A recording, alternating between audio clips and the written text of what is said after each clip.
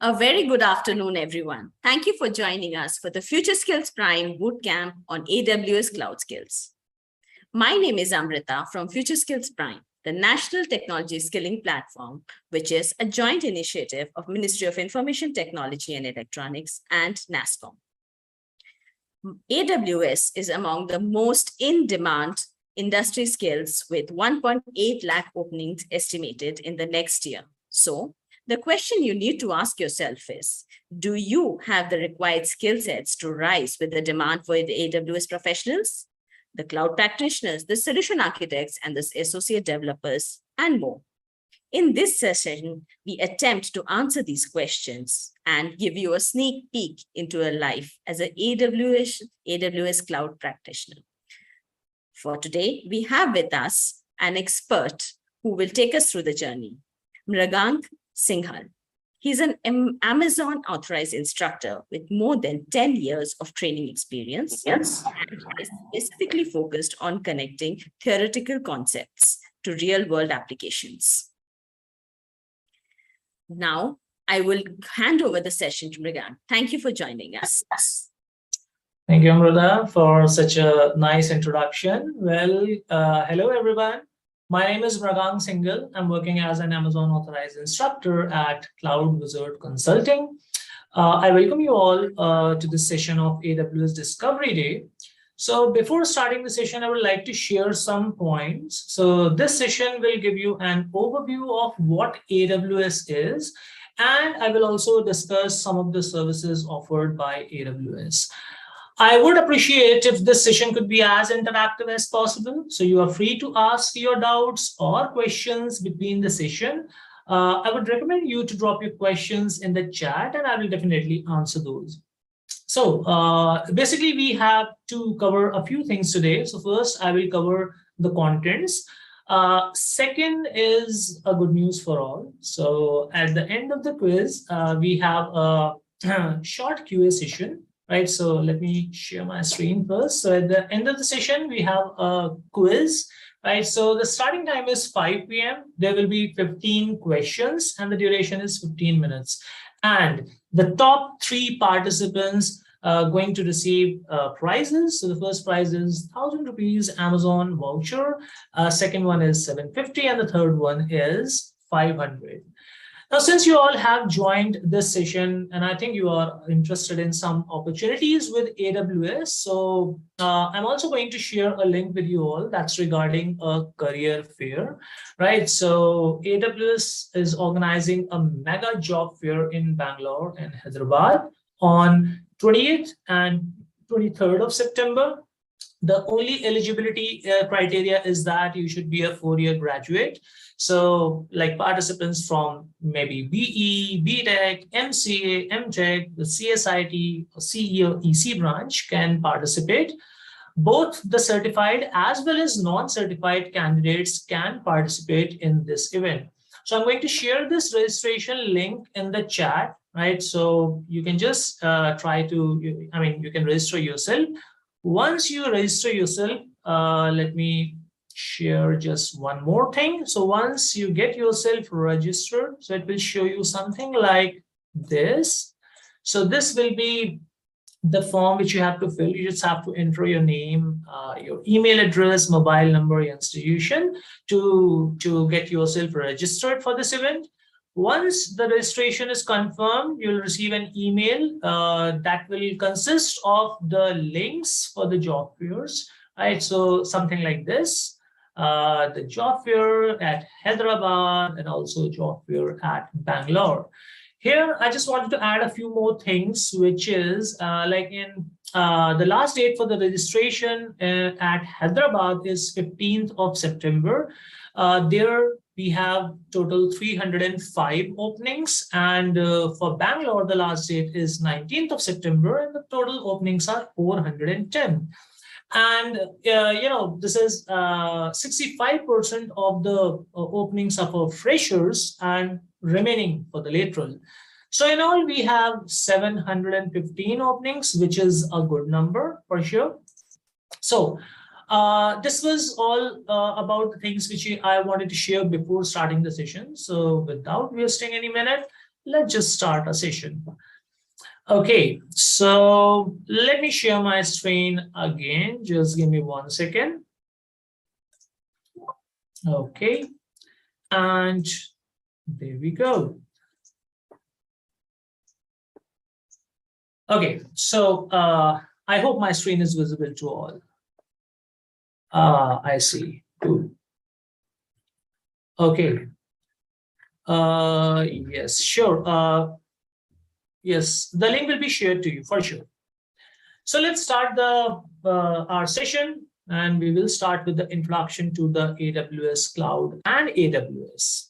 I think some of you have already heard about what AWS is. So this session is going to cover some of the basic stuff related to AWS.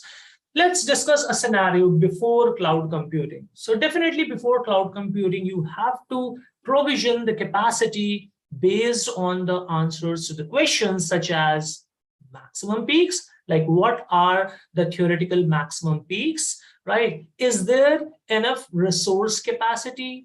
Do you have sufficient storage? So these were the questions which you have to answer in when you have an on-premises data center, right?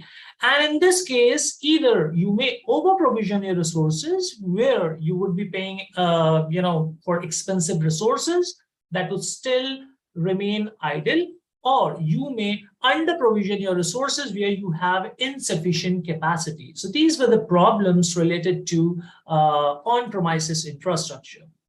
Now, talking about the AWS cloud. So cloud computing is the on-demand delivery of IT resources and applications to the internet with pay-as-you-go pricing.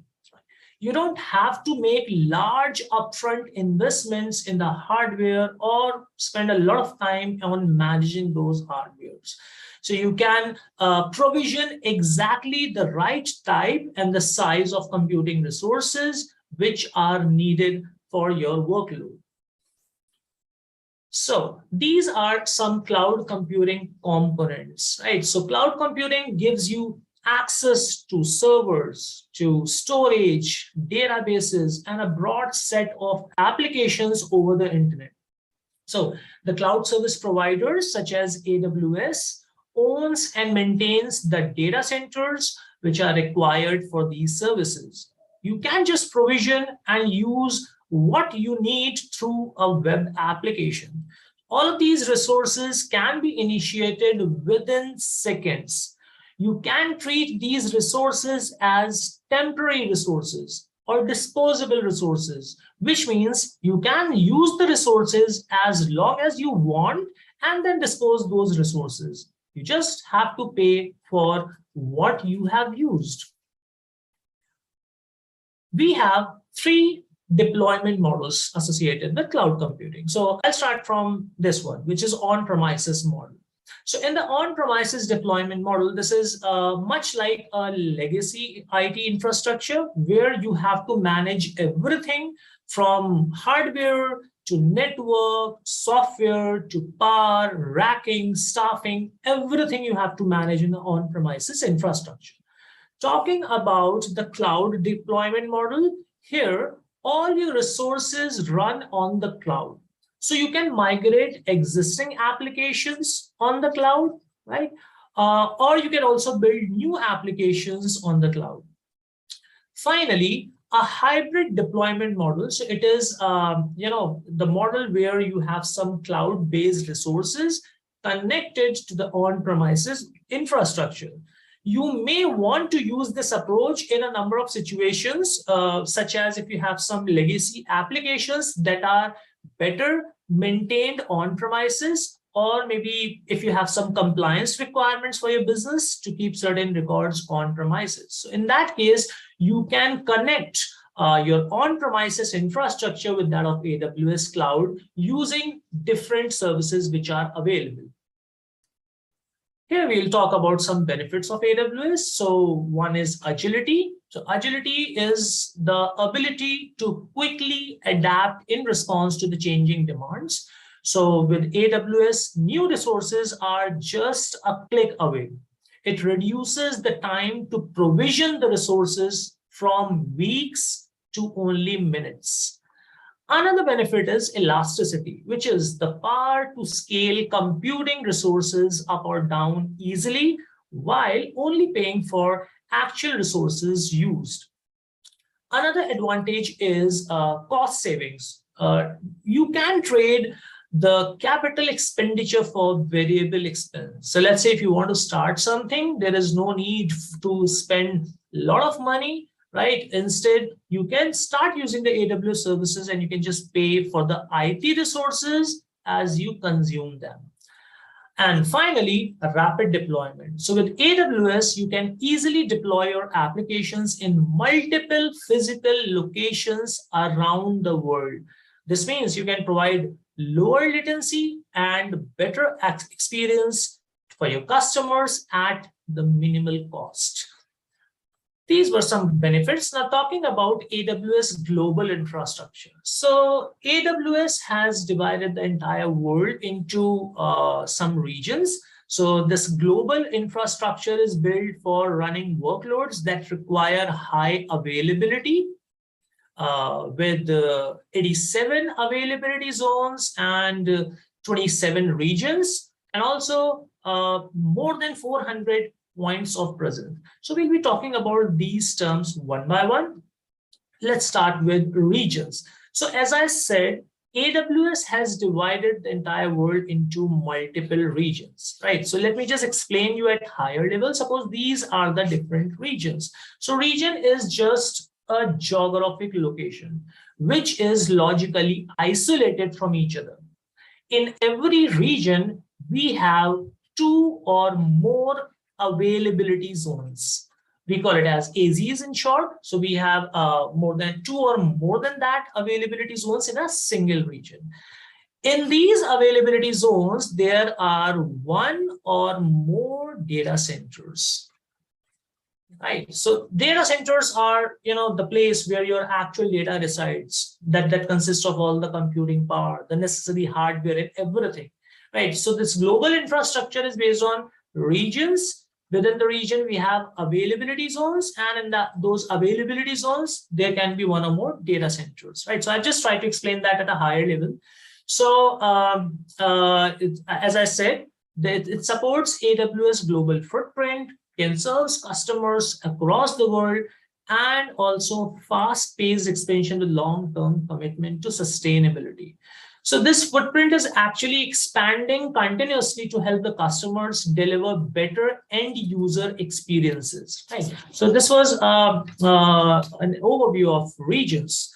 Talking about availability zones. So each region is a separate geographical area that has multiple locations from each other, which are isolated from each other, known as availability zones. So each availability zone is actually isolated, but the availability zones in a region are connected through low latency links, right? So all the availability zones are interconnected with high bandwidth, low latency networking over fully redundant dedicated fiber. This helps the customers to build highly available applications. For example, if you have let's say a server running in 1 AZ then in case of failure, another availability zone can handle the request. Right? Okay, talking about points of presence. So each, actually points of presence means it consists of some edge locations and regional edge cache servers. So edge locations actually caches the copies of your content for fast delivery to the users at any location. Regional edge caches are used when you have content that is not frequently accessed, and it can remain in the edge location. Talking about points of presence, that it delivers the content to the customers through a worldwide network of points of presence locations. So these locations are actually located or you can say spread across the world. So like edge locations or regional edge caches, these are spread across the globe. We have more than 400 points of presence, right? So basically, it is used to deliver the contents with minimum latency. So that is the main purpose of edge location. We will talk about that in the upcoming slide as well. So let's discuss some of the AWS services. So here we have some categories. We'll start with compute categories. So let's say whenever you want to build and run your organization, it always starts with compute. So AWS offers a broad range of compute services with the help of which you can deploy, run, and scale your applications and workload in the AWS cloud. Here, these are some examples like Amazon Elastic Compute Cloud, which is EC2, Amazon EC2 Auto Scaling, Elastic Load Balancing, Elastic Container Service, and Lambda. Let's just have a small overview on all these services. So suppose you're working in an organization, right? And maybe after some time you realize that, hey, you need one server with some specific configuration settings to run your workload.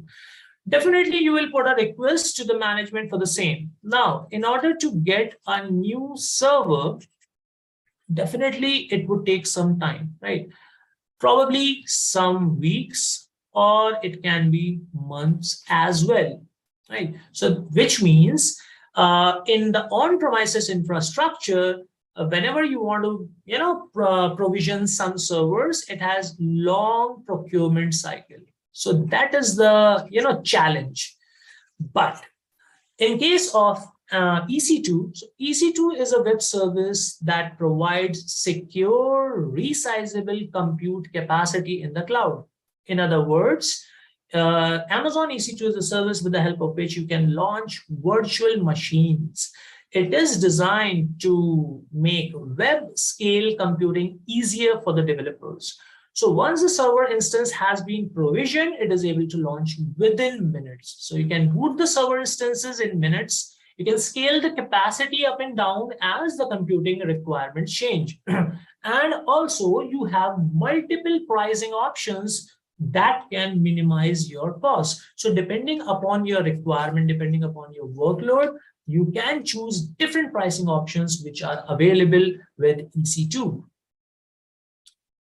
Okay, talking about Amazon EC2 auto scaling, right? Let us assume that you have an application which is running on 2 servers. Suppose this is my application running on 2 servers.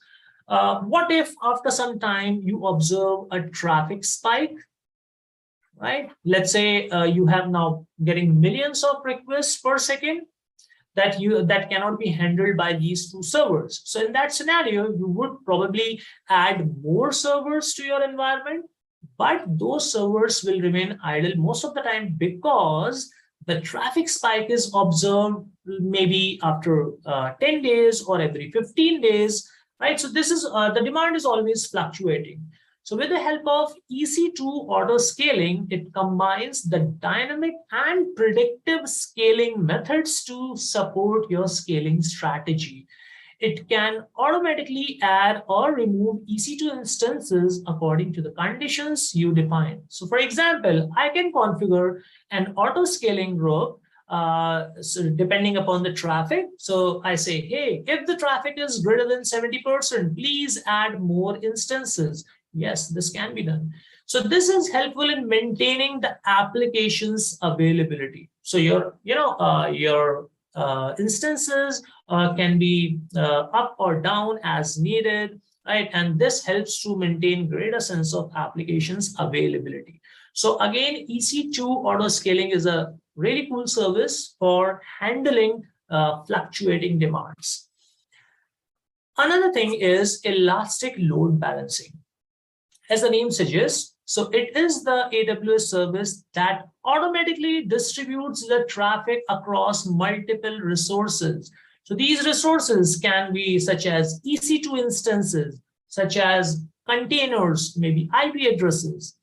Well, a load balancer acts as a single point of contact for all the incoming web traffic to your auto scaling group. So in the situation, like suppose you have these EC2 instances.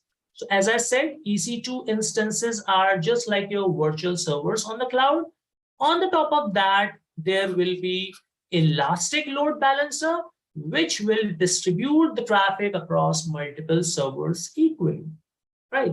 So it is capable of distributing the traffic across multiple availability zones within the same region, which means that this is a regional service, right? So that means elastic load balancer can distribute the traffic among different availability zones, but within the same region. It cannot distribute the traffic across regions. So let's say if your application is running in multiple regions, you cannot use load balancer for distributing the traffic, right?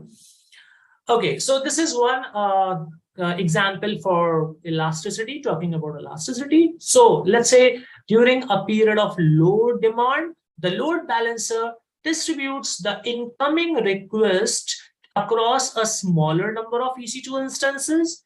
When the demand increases, and let's say more, in that case, more EC2 instances are added to meet this demand, then in this case, the load balancer will distribute the incoming request across these number of servers so that no single instance will have to carry the full load of the request. So load balancer can distribute the traffic across these instances.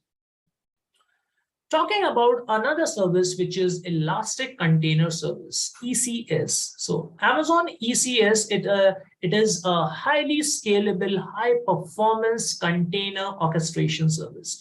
When we talk about containers, so containers provide you a standard way to package your application code, the configurations, right, and all the dependencies into a single unit. Right, so it packages everything in a single unit, which is known as containers.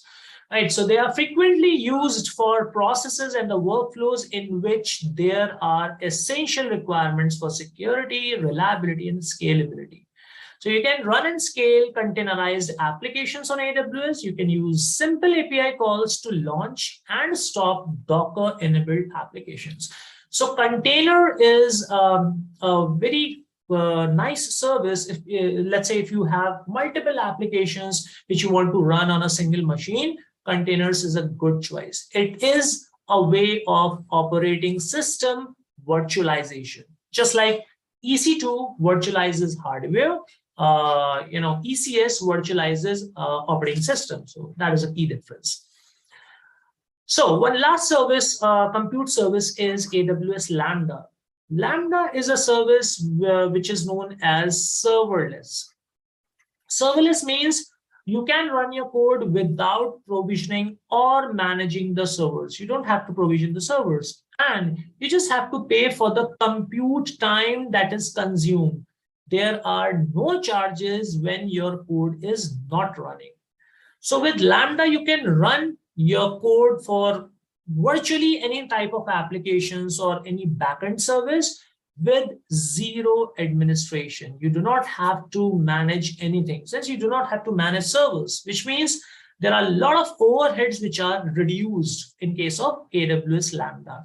So for example, one cool example can be, let's say, if you have uploaded any object on a storage service, let me take an example of S3. So S3 is a storage service. So let's say if you're uploading any object on S3, and as soon as you upload the object, for example, image, you want your images to be converted into different formats such as PNG, JPEG, or maybe BMP, and you want to do that programmatically.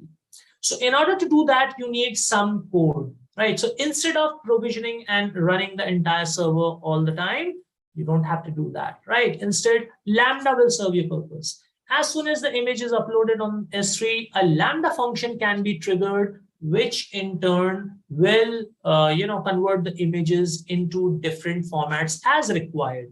Right? Okay, so this was about Lambda. Now we will talk a little about some storage services which are available on AWS.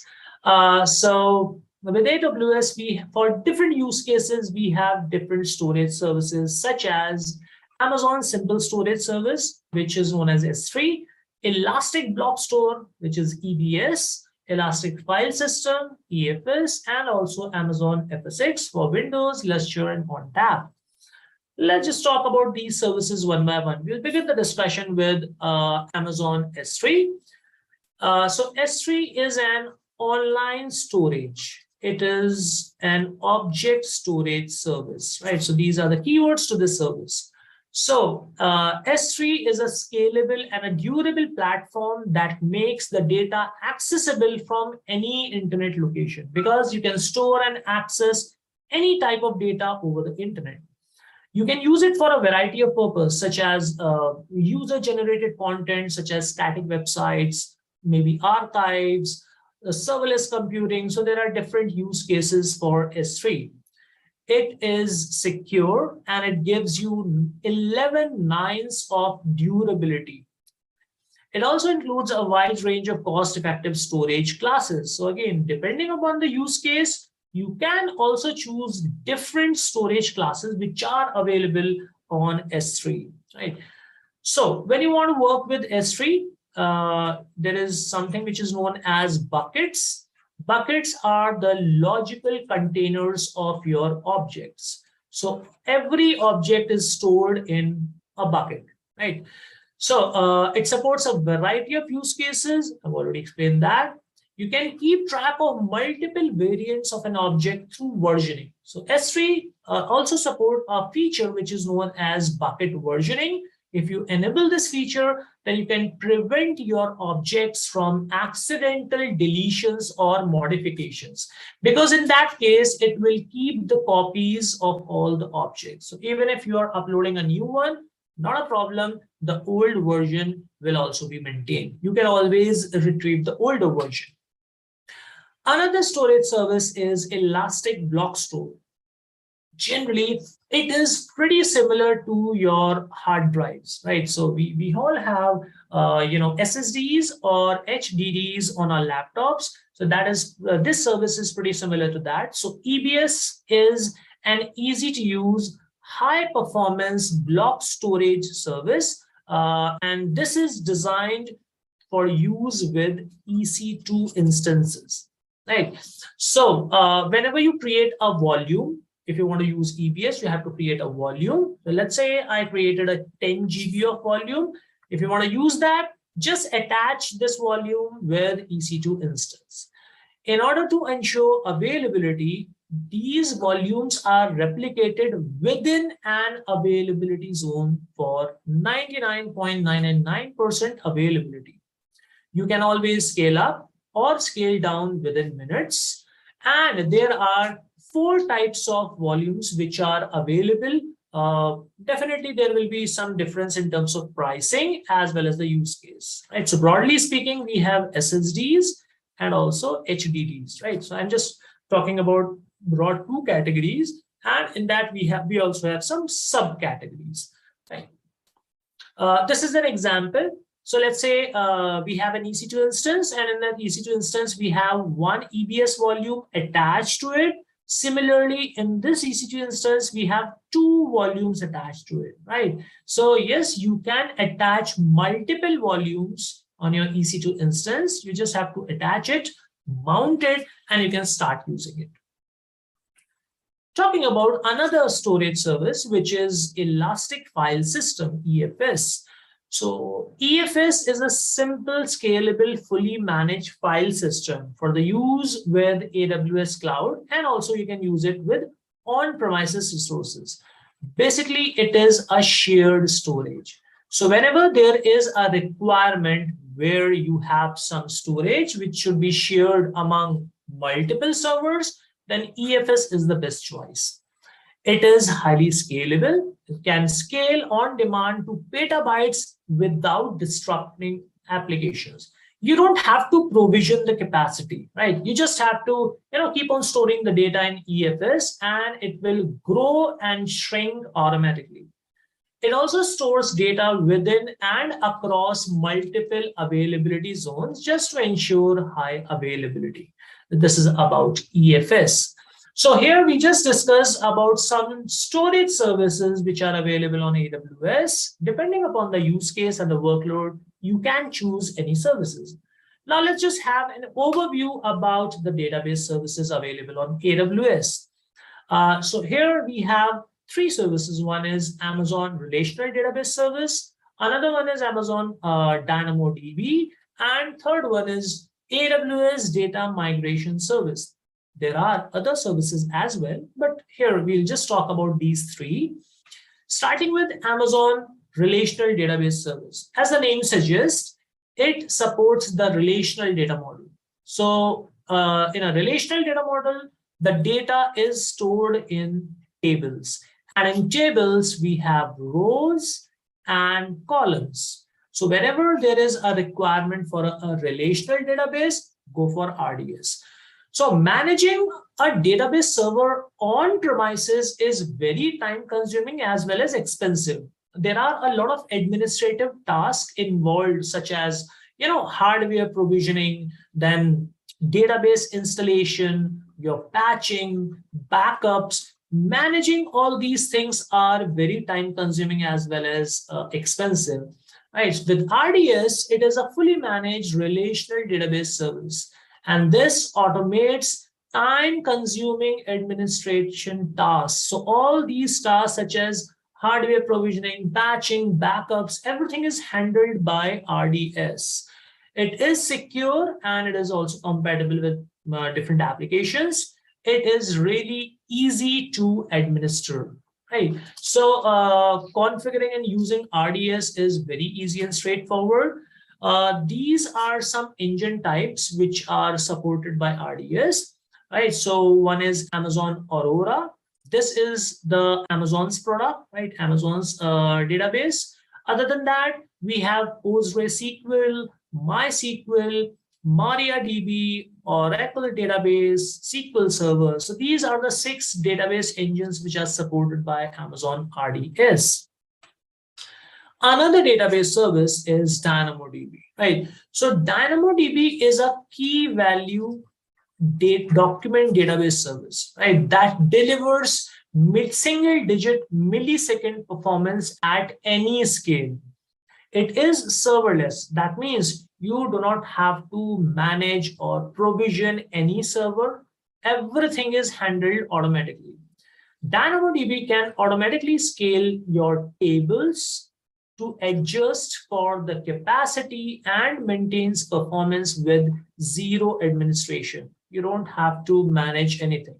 So it is really a very important service, and it can be used for a variety of processes and workflows, such as when you have some serverless web applications, when you have mobile applications, when you have some IoT applications, or probably for some gaming servers. So in those use cases, DynamoDB is a good choice because it is fast, right? And it can be, it can deliver millisecond latency, right? Then we have AWS DMS. DMS stands for Database Migration Service, and this helps you to migrate databases to AWS quickly and securely. So DMS can migrate your data to and from the most widely used commercial and open source databases. Right? So migrations can be from on-premises databases to RDS, maybe to Amazon EC2 as well, or database running on EC2 to RDS as well, or vice versa. So you can migrate the data to and from most widely used database, maintains full operations of the source database during the migration. This is very important. So the source database remains fully operational during the entire migration. That minimizes the downtime of the applications. So this is the benefit of using DMS. So let's say you want to migrate your database server, which is on premises, to, let's say, Amazon RDS, then DMS is a good choice because it will keep the source database up and running all the time. So this was just an overview about a few services, few database services on AWS. Let's just talk about some networking and content delivery services such as VPC, Route 53, Direct Connect, Cloudfront, and Transit Gateway. So these are some of the services related to networking and the content delivery. Okay, we'll start with VPC. So VPC is a logically isolated network on the AWS cloud. So whenever you want to, use some resources or deploy some resources on AWS, definitely you need a network. So for this, we have VPC. You have complete control on your virtual networking environment, such as selection of your IP address range, creation of the subnets, configuring the route tables and all.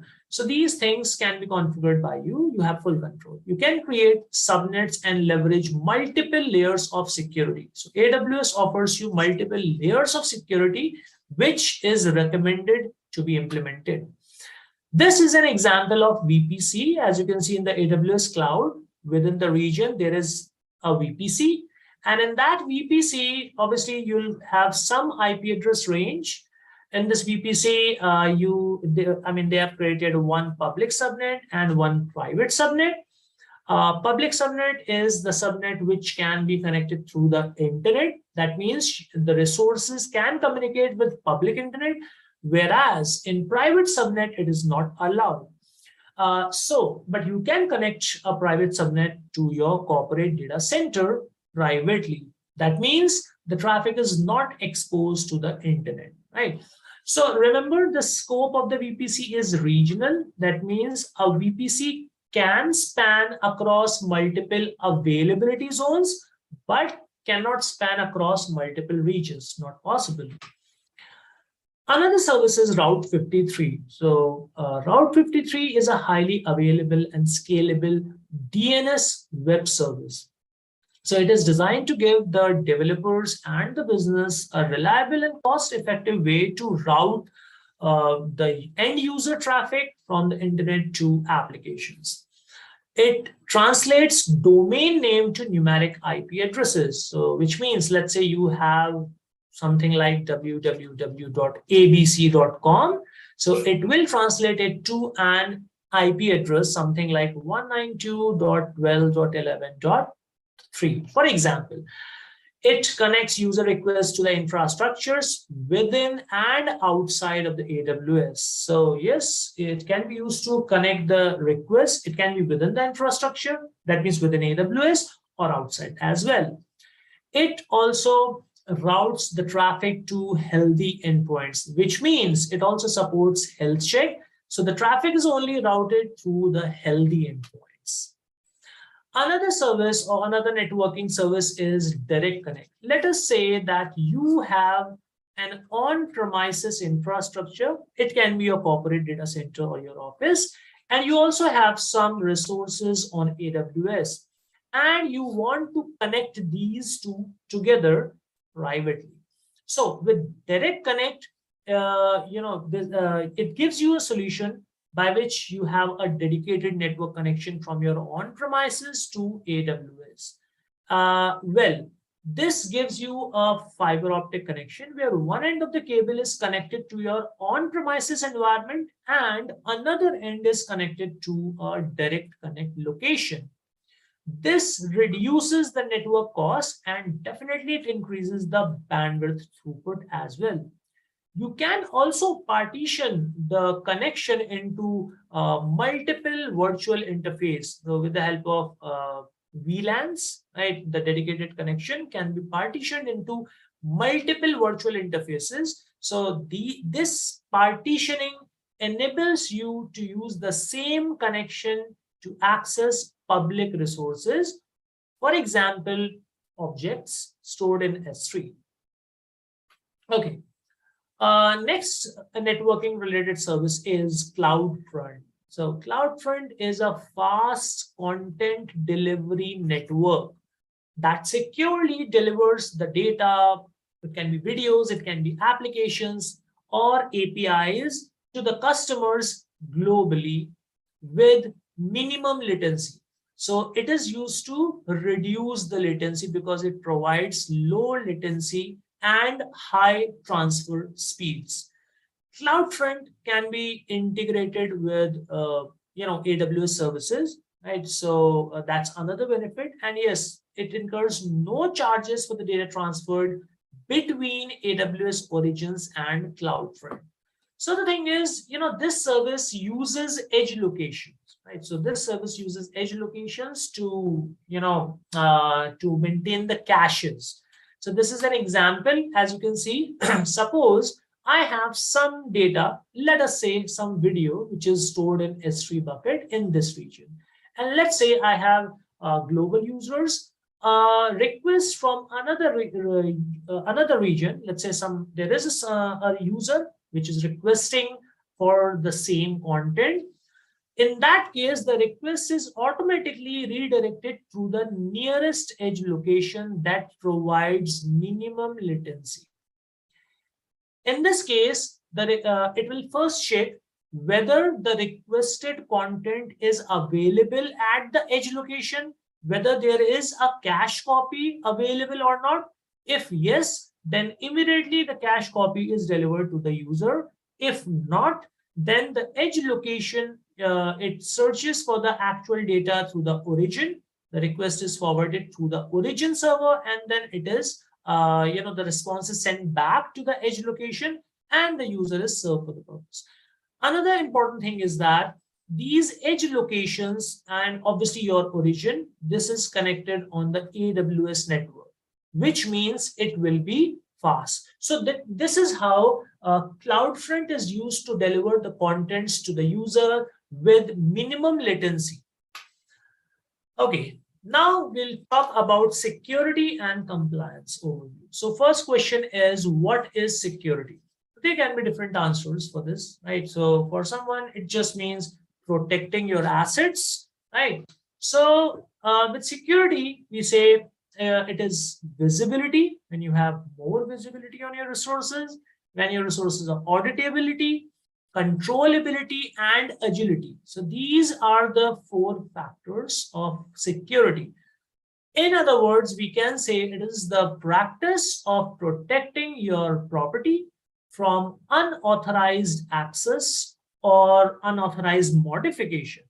So using AWS, it enables you to gain the control and the confidence that you need to secure your assets, to secure your data and the resources which are required for your business.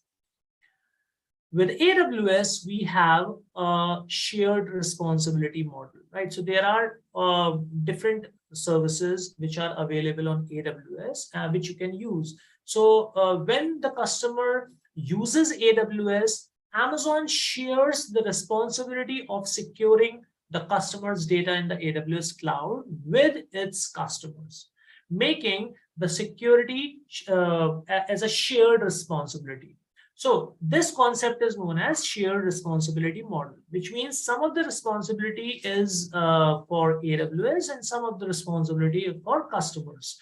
So talking about customers, so customers are responsible for the security in the cloud. In simple terms, whatever you are storing, whatever you are configuring on the AWS, you are responsible for that. So through AWS secures, though AWS secure and maintains the cloud infrastructure, but the customers are responsible for the security of everything they put it in the cloud. Customers are responsible for what is implemented using AWS and for the applications connected to the AWS, such as, well, let's say, instance operating system. You are responsible for the OS patches, for your applications, for configuring the security groups, OS firewalls, or the network configurations or account management. So for these things, you are responsible. Let me give you an easy example. Let us say you have stored some data on AWS and let's say you allow the entire internet traffic to access the data. That means you are actually allowing the public access.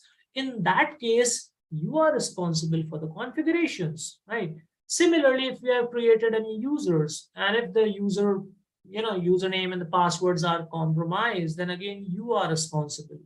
So for some of the things, customers are responsible, whereas AWS is responsible for the security of the cloud, right? So AWS operates and manages and controls the components from the, host operating system and the virtualization layer down to the physical security of the facilities in which the services operate, right? So for example, it can be physical security of the data centers, hardware or software infrastructure, network infrastructure, virtualization infrastructure. So for these things, AWS is responsible. AWS is responsible for its global infrastructure. So again, in a nutshell, the resources which cannot be accessed by you, for example, you don't have the access to the data centers, that means AWS is responsible for those things. Okay, so talking about security services, so there are many AWS security and compliance services that you can use together to help your data and assets secure. So depending upon the specific need of the company. So here, the security services are organized in some categories such as identity and access management, detective controls, infrastructure protection, data protection, and compliance. Let's just talk about these categories one by one. I'm just going to discuss at a higher level. So under identity and access management, we have services like Amazon Cognito, which is the identity management service for your applications. Another service is AWS Directory Services, which is a managed Microsoft Active Directory service. IAM, that enables you to manage user access and encryption keys. Secrets Manager, which allows you to rotate and manage the secrets, such as database passwords. AWS Single Sign-On is a service. It's actually a single sign-on service where you do not have to sign in multiple times in order to use different applications. Another category is detective controls. Under this, we have AWS Security Hub, which is a unified security and compliance center. Guard Duty, which is a threat detection service. Inspector, which is used to analyze application security.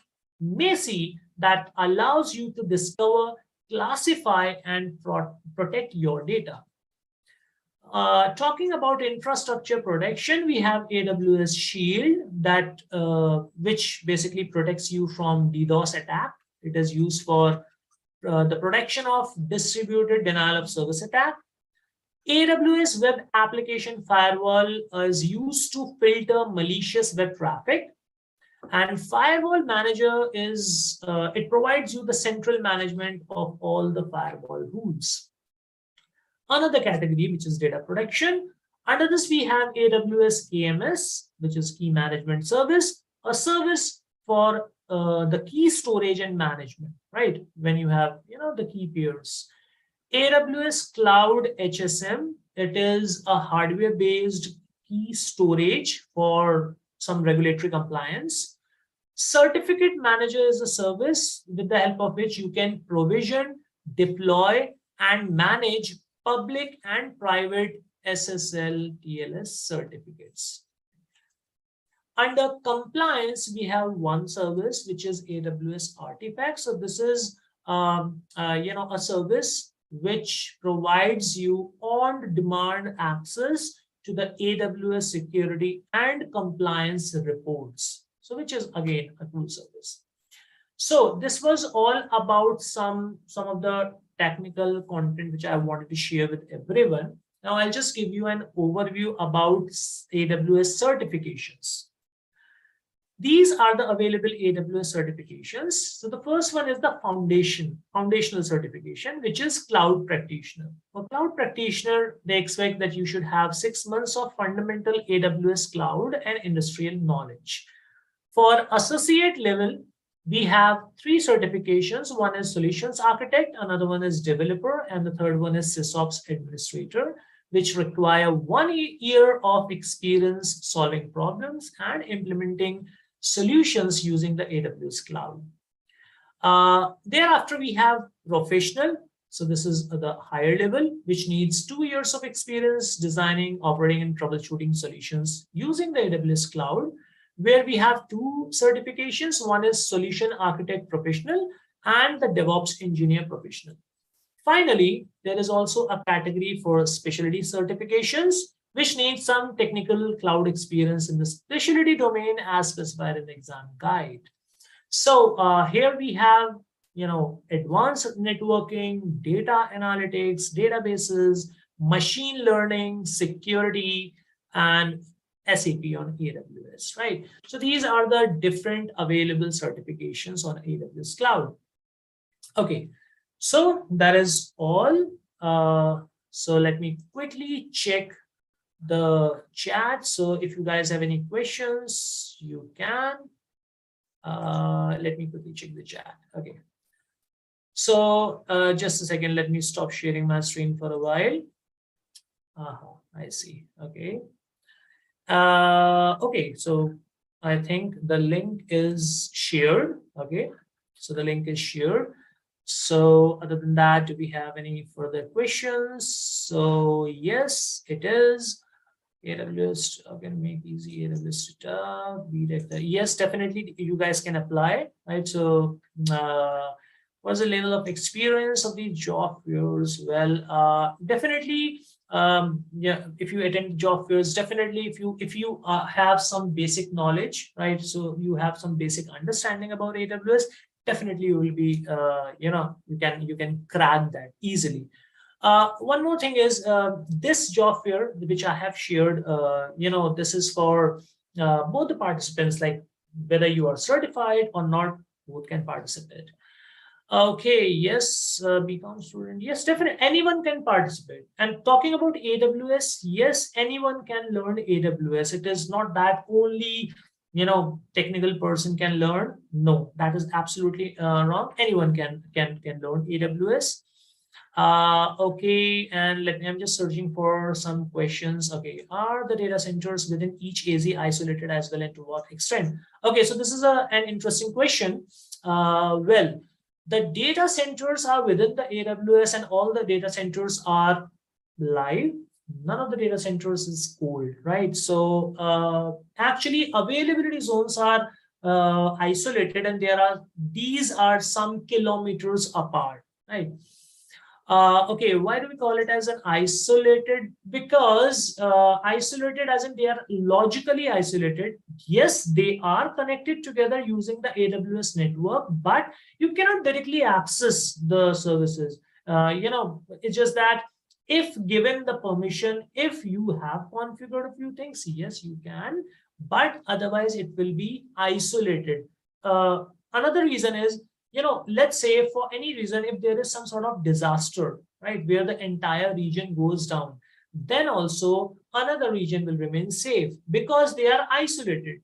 That means failure of one region will not affect another region, or failure of one availability zone will not affect another availability zone. That is the meaning of isolation.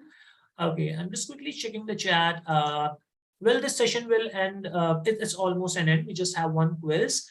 Okay, just going through a few more questions. Well, to register for the job fair, guys, you have the link, right? The link is already shared.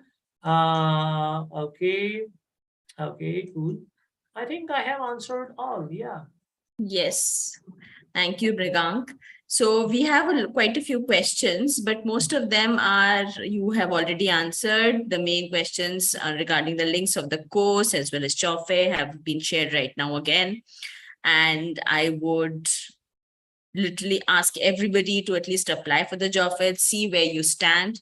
That will help you benchmark yourself, and do check out the course. It is very interesting.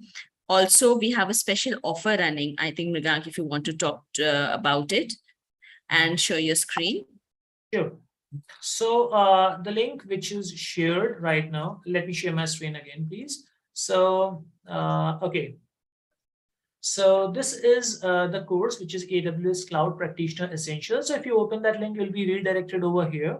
Well, this course will cover all the fundamental knowledge about AWS, and it prepares you for the foundation level certification, which is AWS Cloud Practitioner. Another thing is here you are getting volume discounts. Like here the course price is now just 6,000 rupees, right? So the actual price is 15,000.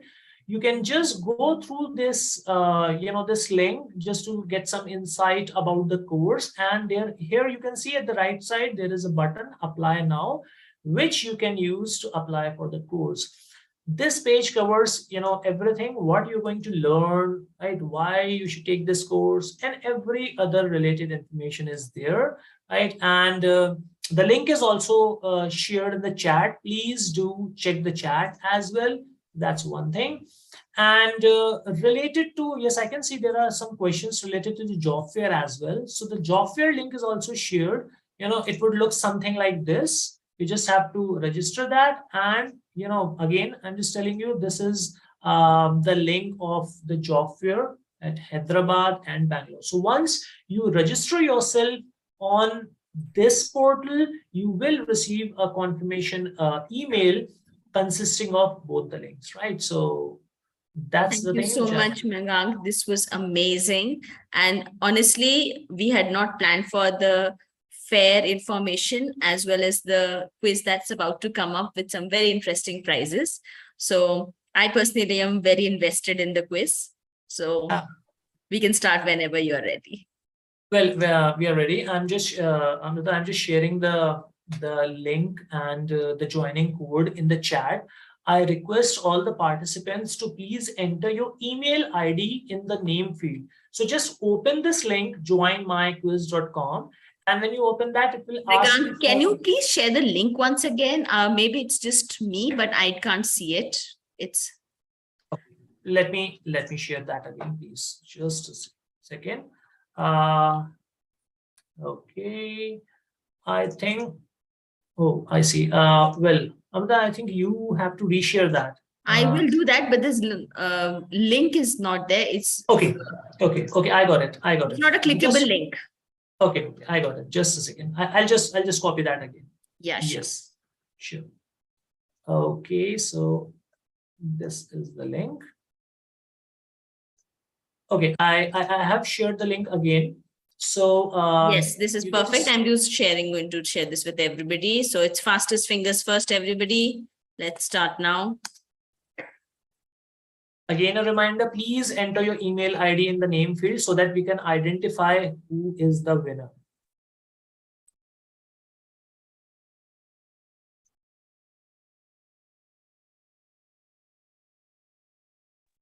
So the prizes will be shared just as soon as the session ends.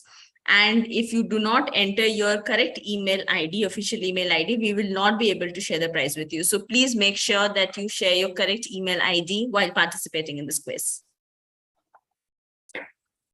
Yes, this is something very important. If you guys will not enter the correct email address, definitely you cannot get the prize. Again, I would remind you guys, please do not enter your name. Please enter your email address. Well, I can see around 30 participants have joined. And Mrigank, would you want to just once more tell us what the prizes are, the voucher? Sure. So the first prize will be a 1,000 rupees voucher, and the second prize will be a 750 rupees of voucher, and the third will be a 500 rupees. That's amazing. Thank you so much. So I will wait for another 1 minute so that the participants can join, and I can actually see that yes, around 100 participants have joined, right? Okay. Wow, this is awesome. This is awesome. I'll wait for another 1 minute. Again, a reminder, please use your email address in the name field. Do not enter your name. We cannot identify them, right? If by chance you have entered your name, I would recommend you to join it again. And in the name field, please enter your email address. Around 140 participants have joined. Okay, so please keep that in mind. 1 minute per question. Total 15 questions, right? So just as a reminder, I'm just going to tell you this again. There will be 15 questions, 1 minute per question. So exactly after 30 seconds, I'll start the quiz. Okay.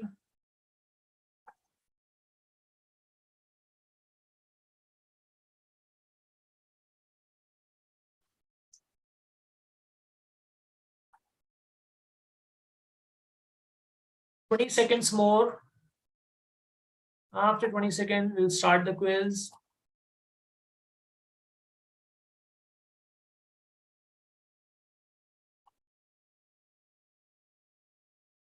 During the quiz, I'll keep myself on mute, and I'm gonna start it in within the next 5 seconds. So, awesome. Okay, so there we go. All the best, everyone.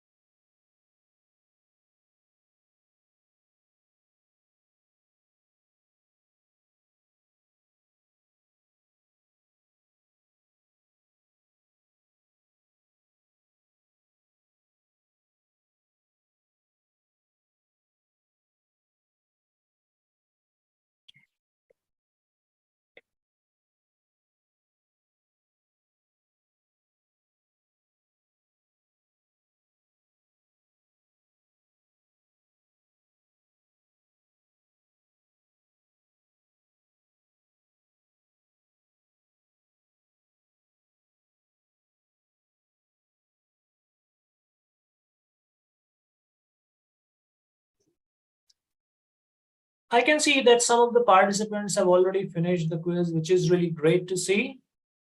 I can see the top 3 candidates, but still, game is on. So maybe someone else can beat. So until now, 1, 2, and 3, I can see 3 participants, the top 3 participants. Okay. We still have a few minutes, so definitely I will wait for the next 6 or 7 minutes. I just shared this so that you guys can see the live score. Thank you, Mrigank. Would it be possible for you to, while the quiz is going on, to answer a few of the questions in the Q&A type or something? Sure. Thanks for reminding me. Okay, I'll just go through the chat. Yes, pre-final years can also apply for the job fair. Then we have recorded video. Okay, so about the certifications, well, we have different levels. So one is the foundation level, another one is the associate level, then we have professional level, and also the last one is the specialty level certification. You can start from foundation level. This is recommended, right? Other than that, okay, quiz link is shared. So management program. Okay, so for manage, yes, there are, yes, definitely there are some specialty certifications, right? And yes, all the certifications have an expiry date. As of now, these certifications are valid up for 3 years. So let's say if you have cracked the certification, maybe in the year 2022, then it will get expired on 2025. If before the expiry of the first one, if you cracked another level of certification, then the expiry date will be renewed. So that's the concept. Okay, these questions are common. I've answered those. Okay. Yes, again, I have already answered that yes, anyone can learn AWS. You just have to go through the concepts, appear for the certifications, and that's it. Okay, is it free to get certification? No, actually, there are certification costs, right? So the foundation level certification is of $100. Associate levels are for $150, right? So, these are the cost, but yes, you also get some discount vouchers. What is Lambda? Okay, Lambda is comes under this compute service, and it is serverless, which means that you do not have to manage or provision the servers. You just have to upload your code. So Lambda is in the form of a function which can be triggered from any event, right? Okay. Okay, so I think I have answered these. Again, let me just cross check. Okay, I've answered this. So, Mrigank, I see a question from Kanbin. He's asking for management professionals in the project program management, non-technical side to gain knowledge. Is there any dedicated certifications available?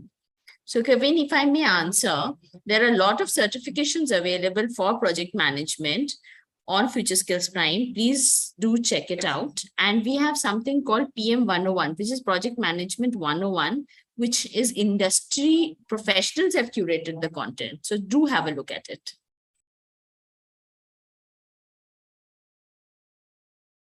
Thank you for answering this question. I think I have missed that. Again, that's great. I think I've answered all. Just one question is left, which is, can you please explain S3 bucket? So let me just try to explain that at a higher level. So bucket is, is the logical container for your objects. Whenever you want to, let's say, upload something, whenever you want to store your objects online, then S3 is a good choice because it is highly available and durable. You can access your objects directly with the help of URLs. So that is the thing. Okay, so I think I have answered all the questions. Okay. And how much time do we have left for the quiz, Mrigang, now? Well, we just have 4 minutes left, right? So after 4 minutes, I will definitely declare the results for sure. Yeah. So please hurry up. We just have 4 minutes left. So definitely I would recommend you guys to quickly finish the quiz so that we can announce the prizes as well.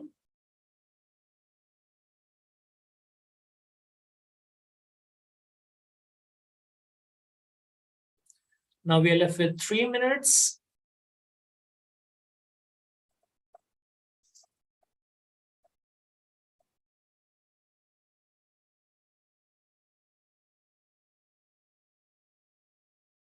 Okay, wow, this is good. I can still see the participants are answering the questions.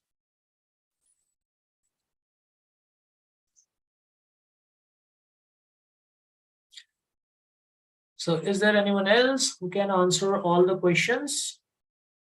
Maybe they can, come up on the second position.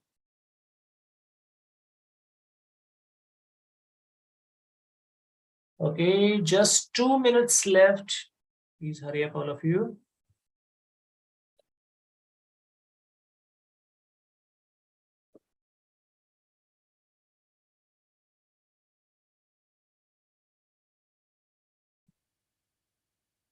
Okay, this is good. So I will share the results. I think you all can see your results. We can see the top 3 participants. Okay, now hardly 2 minutes are left. Please be fast. Hardly 2 minutes. Okay.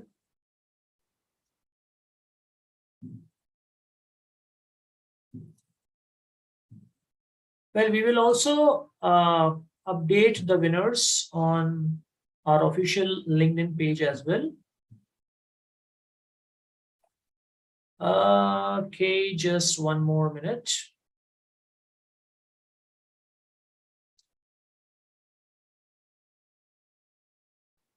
Okay, and by the time I'll also go through chat 1 more time. Okay.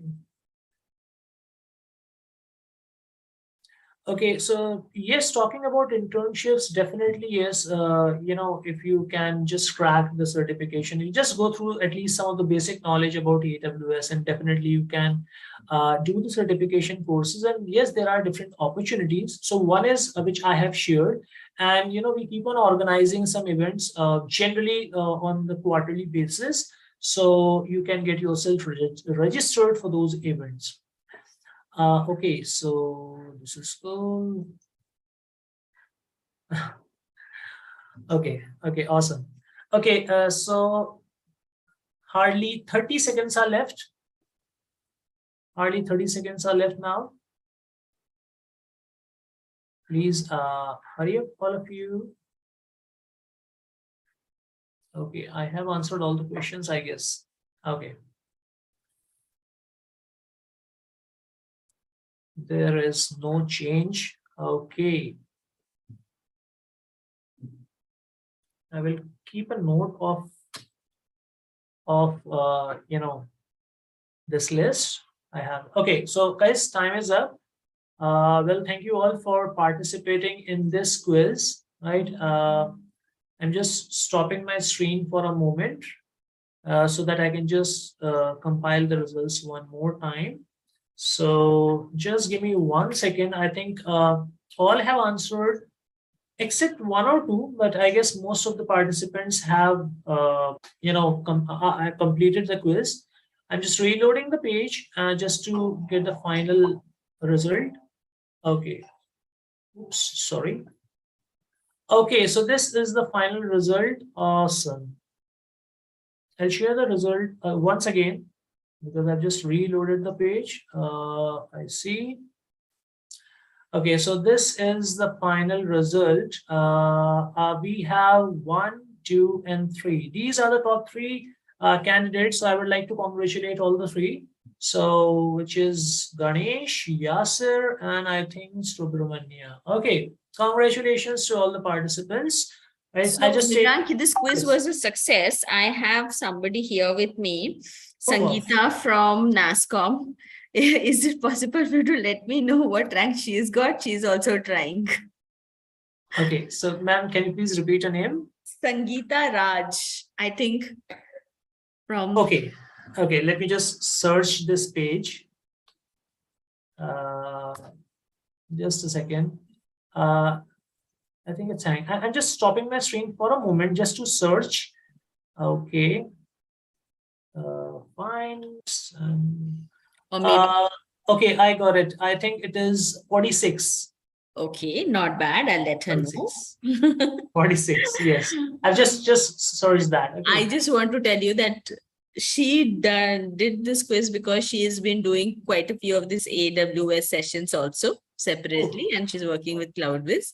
So this is all the information and knowledge she got through speaking through and talking through experts like you. Thank you so much. This was very interesting, Mridang. Thanks a lot for giving me this opportunity, and thank you all for joining this event. Make it a great success. And yes, definitely your gifts will be distributed to you all. I have taken a snapshot. I also have the entire result with me. So that is why I just shared my screen with all. So we have 3 top participants, right? I'll just declare the result again. So it is Ganesh, and another one is Yasir Khan, and third one is Subramania Pillai. Okay, so these are the 3 participants. Congratulations, all of you. Congratulations on participating, gaining knowledge, and Ganesh, Yasir, both of you have done tremendously well. Thank you. Big hand for all of you. So, Mridang, are we towards the end of our session now? Yes, absolutely correct. Absolutely. Thank you so much, everybody, for joining us today. Thank you so much, Mridang, for the session. It was amazing. Everybody, I'm just going to give you the link of the YouTube where this is recorded, and you can share it with your friends as well. Once again, here it is on the chat. And do subscribe to our YouTube channel. You'll find more interesting sessions like this. And Mridang will have you over soon again for another session. That would be great. That would be great. Thank you. Thank you. Thanks a lot, everybody. Thank you so much. Bye. Have a nice evening. Bye-bye. Thank you, everyone.